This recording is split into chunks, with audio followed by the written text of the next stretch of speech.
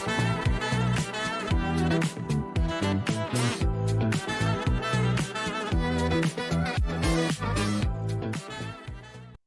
it's Rita here, and I'm so excited to be joining you for this week's episode of the Deliberate Leader podcast, where we're looking at elevating your impact.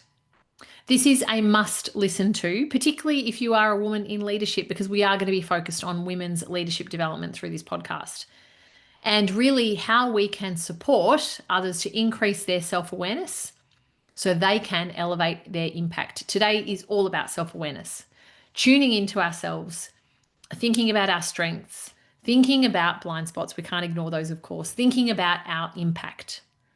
So self-awareness. And when we're focused on that, it's going to help us go way beyond pipelines in organizations, particularly when we're thinking about women's leadership development.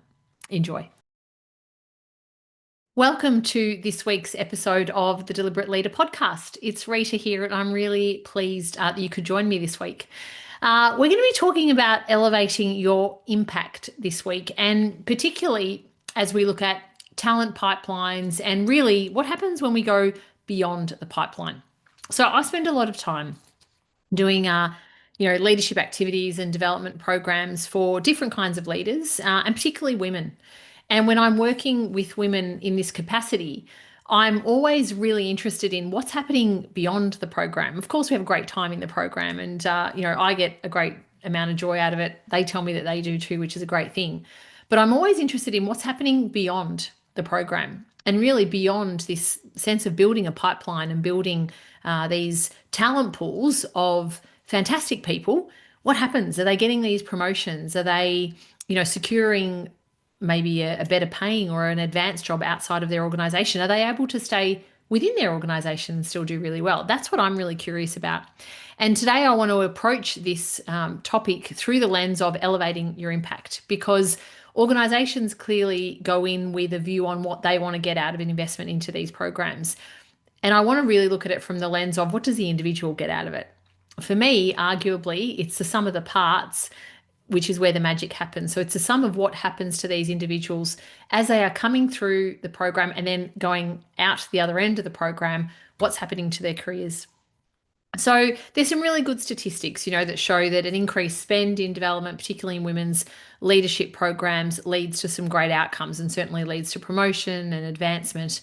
But I think it's more than that. And it's, what are we doing to really sponsor and mentor and coach and support these people once they come out? Being in a program, and particularly an immersive one, is a really special kind of feeling. You're in there, you're in the bubble, you have a fabulous week or a few days or whatever it is that you're spending together. And then you come out and you're faced with, okay, I've got to go back to my normal life, whatever that is, with all the responsibilities and all that comes with it. And then I've got now this massive to-do list that I've come out with from this program. And they're not like bad to-dos. They're not things that you add onto your operational or laundry list. They're really good quality to-dos. Usually they have a more strategic nature to them. They're things that, need time and need reflection.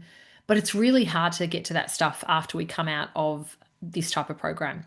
And this is where I think organizations can really support individuals in not just providing the funding and the resource for them to attend, but how are we supporting them when they're coming out through the other side? And then how are we ensuring that they're able to have the time and space to really apply all the learnings and reflections that they're getting out of these programs, and then, hopefully, be advancing their careers either within the organization or not. Specifically today, I want to talk about how individuals can elevate their impact. So again, thinking beyond the pipeline, you've been to a great program, a great leadership program, a great, skill build or personal development program, whatever it might be, whether it's work sponsored or not, you've been to it, and then what? What do we do with it? So today is really around elevating your impact. And I think to elevate your impact, for me, there are some key features that we need to really be thinking about in order for that individual to have an opportunity to truly elevate their impact, particularly after an investment in development programs. And the first thing I think that needs to be paid attention to is self-awareness.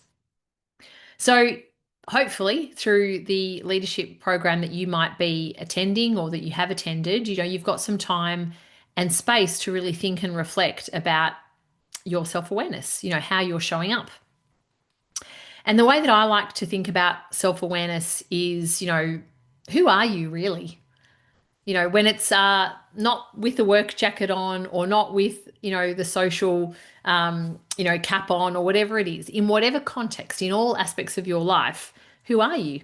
It's a massive question, huge question, and one that, we might not really think about too often in the busyness of life and in just kind of getting through and doing what we need to do. But who are you? From an energy perspective, are you more introverted or extroverted? When you're tackling a problem or a challenge, do you like to come at that from a thinking or feeling perspective?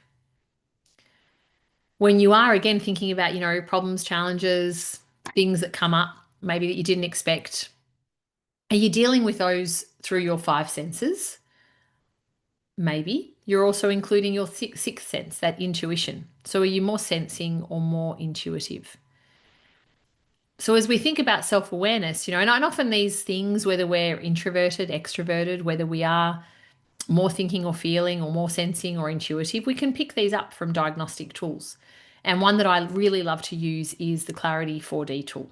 So if you've had an opportunity to do any of these kinds of diagnostic tools, doesn't matter how many you've done, I would encourage you, and you might have heard me say this before, but keep doing them. Keep doing as many as you can. They're not wasted, provided that when you are taking something away from the response, it's looking at it through the lens of the context that you're in right now. So your leadership level, maybe your role, the organization that you're in, your industry, what can you be taking away from that right now based on your context? And if we're looking at it through that context lens, we're always going to get something new out of it. Even if we've done these things 16 times, right? Doesn't matter how many times you've done them, because where you are right now at that point in time is not where you've ever been. So today, right at this moment, right at this period, I've never been in this moment. And I'm not going to be in this moment again, because it's going to keep going past, right?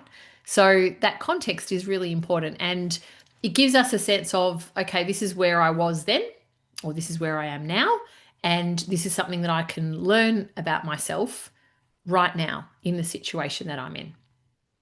So always take those opportunities to tune in from a self-awareness perspective. But we start with, who are we?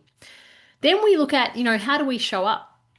And that's how we're showing up in a work context, in a social context, in a personal context. But how am I showing up? Now, what do I mean by that? I mean, how are you communicating? How are you approaching a project or a task? When you plan out your to-do list, if you are a planner, or if you plan out your day or your week, what kinds of activities do you engage in to do that? Are you someone that likes to read mountains of data and information, or do you prefer the highlight reel? Do you like to get, really analytical and deal in evidence and fact, or do you like to think about topics that are much more kind of visionary, unbounded, unstructured kind of way? There's a lot that we can learn about our working style and how we approach situations. And again, this is just another little self-awareness technique to help us elevate our impact. But how are we showing up? The other element that we want to be paying attention to are our strengths.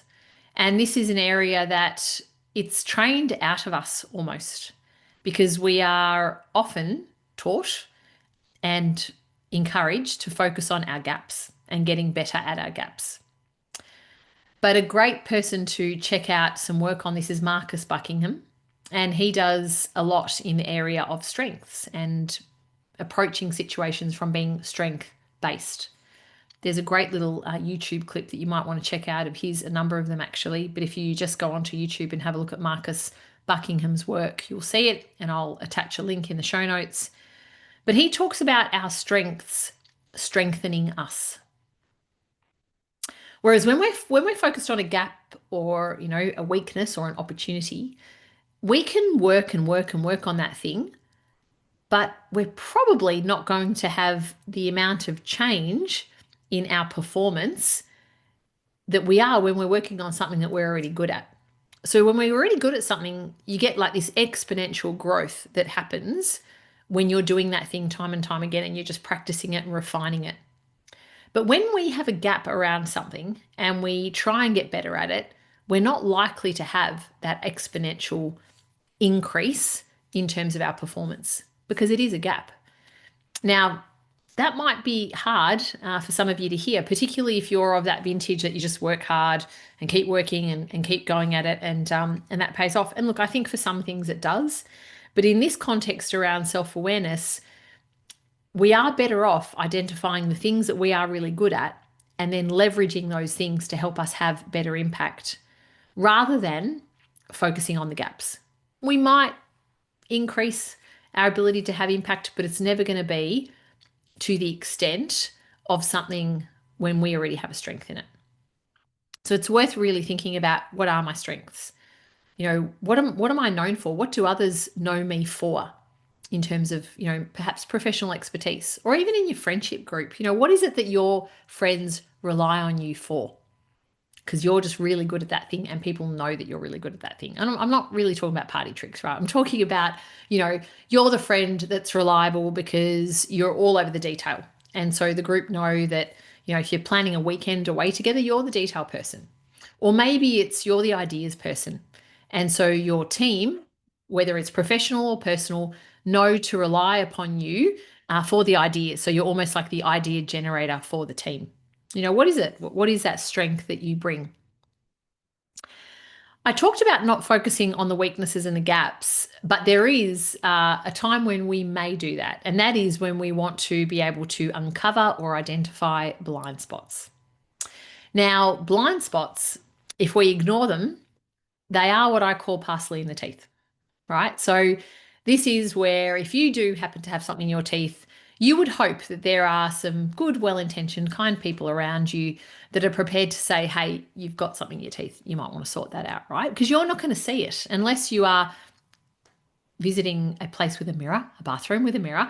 You're not going to see it, right? So you need to rely on other people to let you know that you might have parsley in the teeth. And blind spots in leadership are no different. So often we need to rely on other people, whether it's our team members, whether it's our peers, our manager, other colleagues. We need to rely on them to let us know about a blind spot that we might not be aware of, because it's not known to us, but it's known to everybody else. And that's where the vulnerability piece comes into it, right? Because it's a bit scary to think that, you know, you might be having an impact on others that you genuinely have no clue about, but that they see so clearly. And if it's something annoying, like, I don't know, being a chronic interrupter, or, you know, always jumping in first in meetings, or never actually jumping in, and everybody else can see it, but you're not really aware of it, it's a tricky place to be in. So you want to create those circumstances where people are prepared to let you know about blind spots as they see them for you and share those with you. And then what you choose to do with those is up to you. You don't have to act on every single piece of feedback that you get, as you may have heard me say in various other discussions. But it is important that we think about, well, what is the impact of that blind spot? And is it worth me thinking about, what do I do? Do I do something differently? If I'm doing something differently, what does that look like? So we don't want to have blind spots. We want to make sure that we're on top of them and that we've created the right condition for people to share if they become aware of a blind spot. Those conditions are really going to be trust. So do we have enough trust in our relationship? So you trust that I will graciously take the feedback that you want to give me about that blind spot. And also me trusting in you that you're going to be really well-intentioned about giving me that feedback, that it's going to be about serving me, not just serving you. So that intention is super important when we're thinking about identifying blind spots for others and sharing those blind spots. And then the other thing we're going to want to do from a self-awareness perspective is think about our impact. So you heard me say a little earlier on in this conversation, but you know, this is about elevating our impact. And if we are truly to go beyond pipelines and quotas and targets, particularly when it comes to women's leadership development, we need to help these women to really understand their impact. You know, what are they here for? What's their purpose? I was working with a group of women only recently, and they were a group of academic women. And these women had really not, for most of them, they had not thought in too much detail about their impact. And for some of them, answering this question, which is what is your impact, and then turning that impact into a nice, neat impact statement, which you can use when you're introducing yourself, and you might want to use it on your LinkedIn bio or on any other bio that you might have. They really, really struggled with this concept. And for some of them, it was very emotional as they really started to reflect and think about how they had come to be where they were, and that realization that maybe they hadn't given enough consideration to their impact and what they believed their impact was. For some of them, you know, and these women, some of them were well into their 50s, it was a light bulb moment. They really had that sense of fear and missed opportunity because they had not really intentionally thought about their impact. And I don't want to give you something that's going to be fear-inducing and anxiety-provoking for you at all. This is more a reminder that when we are tuned in to what our impact is, because we've thought about it, we've reflected on it, we've designed it, as opposed to it just kind of landing, you know, like crossing fingers and going, yep, I think this is what I'm meant to be doing here. When we do that, we're firmly in control. We have our hands on the steering wheel. We are the designers of our impact. We are curating what that path looks like for the impact that we are going to have. So what is your impact? Why are you here? What is it that you are here to do that's going to have an impact on others? And what is that impact? What is that value and impact that you will have that's going to serve others? These are pretty confronting questions if you've not kind of, you know, gone there before. And as I said, they're not designed to scare you or to freak you out at all, but it's to start thinking a bit broader, almost in that language of your personal strategic plan. What are you here for? What have you been brought here to do, and what is that impact? And I think that's a really important part of elevating your impact, particularly when it comes to leadership development. So looking at our impact, the impact that we're having now and that we're going to have is focused on the past, or the present, the immediate present, but also the future. I think it's always useful to think about where we've come from. And we do this in the Elevate Your Impact program in terms of a timeline exercise. I firmly believe that we all carry around a metaphoric invisible backpack. And that invisible backpack is made up of memories and experiences and trauma and joy and happiness and all of it, right? But that invisible backpack is something that we carry. Others can't see it. They don't know the size of it. They don't know how heavy it is, and they can't see what's in there. We've got all that in that metaphoric backpack. And sometimes we don't need to dwell on it and spend too much time in the past, but sometimes sitting there with a piece of paper and actually drawing a timeline from that moment you were born up until current time, and understanding, you know, what were those moments that were significant in my life, either good or bad significance? What meaning have I attributed to each of those moments? Have I attributed any meaning to them? Have I thought about that thing that was actually quite traumatic, but I've chosen to repress? And if I think about that moment in a safe way, of course, can I make different meaning of it now? And it's all through that lens of your impact.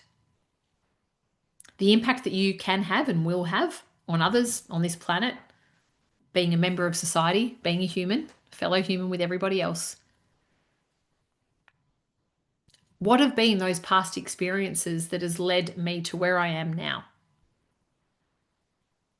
The timeline exercise is hard because it, for some, it can really throw up some memories and perhaps some residual trauma and things that you may have chosen very intentionally to not think about.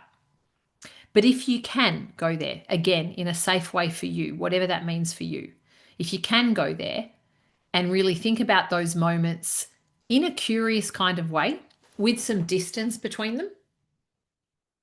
So you are not back in that time, you're still here in present day, but you're in a moment of reflection and you're really thinking about that moment, when it occurred, what did it mean in terms of who I am today? How has that moment shaped me? And from a personal experience, I find that that can be very light in terms of lightening that feeling that often can come with residual trauma.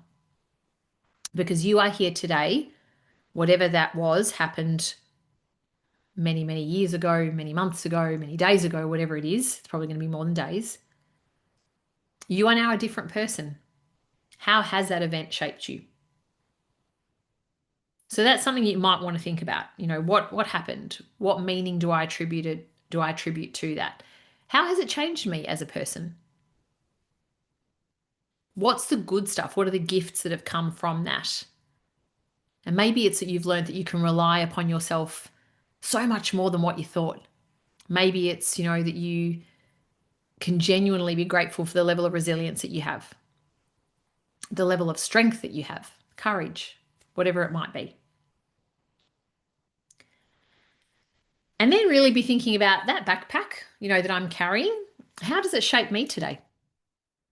And when we can do that reflection for ourselves, what it helps us do is develop a deeper understanding for other people's residual trauma or the backpack that they're carrying. We don't have to get curious to the point where we're interested in what's in their backpack. That's not the point, unless they want to share it with us, of course. But it's the acknowledgement that everybody is carrying something. And when we know that, we're a bit kinder. We're a bit more understanding. We're more tolerant. We're more patient. We don't sweat the small stuff as much because we know that they've got a heavy load on their shoulders. So in terms of elevating our impact, today we focused on self-awareness and we've looked at, really understanding who we are, how we're showing up, looking at our strengths, looking at our blind spots, looking at the impact, that we are here to have. What does that impact look like? Who are we here for? Looking at that timeline exercise. Where have we come from? Those moments that have happened in our life, how have they shaped us? How have they sharpened and focused the impact that we are here to have? And looking at all that helps us to be more self-aware. If we could follow all those things and just tune in from time to time, not once or twice, but tune in. You might want to do it every quarter or every 6 months and just sit with a piece of paper and ask yourself those questions and run through those different categories. That's going to increase your ability to be more self-aware. What it's also going to do is elevate your impact. And that's what we're here about, elevating our impact. And my hope from this conversation today is that you're thinking, beyond pipelines. In your organization, if you're responsible for leading, development, particularly of women, but even for yourself, the pipeline that you might want to join in terms of the next role, the next promotion. When we're going beyond that, what is it that you need? Do you need coaching? Do you need sponsoring? Do you need mentoring? Do you need your own little advisory board that you can put together that's going to help you to continue to elevate your impact? Self-awareness. It all starts there. It doesn't necessarily stop there, but I believe it absolutely all starts with self-awareness. And when we can truly tune in and have some, kind of difficult conversations with ourselves and maybe deal with some stuff that's challenging, but also super, super rewarding, we are going to be elevating our impact. been a pleasure to spend some time with you today. I hope you've been able to glean some insights that are going to help you to elevate your impact. See you soon. Hey, it's Rita here. Thank you so much for tuning into this week's episode of the Deliberate Leader podcast. Today was about self-awareness, and particularly in the context of elevating your impact. It did have a focus on women's leadership development because at the moment I am really interested in going beyond pipelines, beyond targets, beyond quotas, beyond all those things that we normally talk about to help manage and measure women's leadership development. I want to go beyond that. I really want to focus on the impact for the person. So what's happening beyond them attending a program? You know, what are their promotional opportunities? Where are they going? Are they changing careers? Are they changing industries? Are they able to advance? Are they getting more money? Are they getting, something out of attending these particular programs? What is it that they're achieving? So it's going beyond the pipeline. I hope you've enjoyed this episode. It's been a pleasure to bring it to you, and see you very soon.